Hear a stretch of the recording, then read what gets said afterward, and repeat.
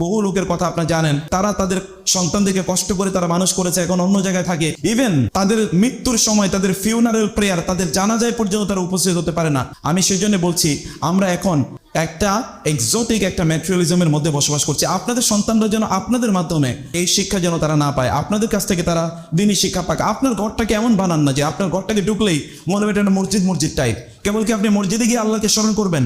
আপনার ঘরটাতে ঢুকলেই যেন মনে হবে যে এটা যেন একটা মাদ্রাসা টাইপ। একজন ঢুকলেই মনে হবে যে এটা তো দেখি একটা ইসলামিক একটা এনভায়রনমেন্টে আমি প্রবেশ করেছি।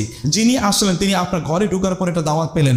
আপনার ঘরে অন্যান্য বইয়ের পাশাপাশি সাইড বাই সাইড সেখানে যদি কোনো লাইব্রেরি থাকে, সেখানে দিনী বই থাকুক, কোরআন থাকুক, সেখানে কোরআনের তাফসির থাকুক, হাদিসের বই থাকুক, রাসূলের জীবনী থাকুক, অন্যান্য দিনী বইগুলো থাকুক। আলাদা একটা একটা কর্নার রাখবেন।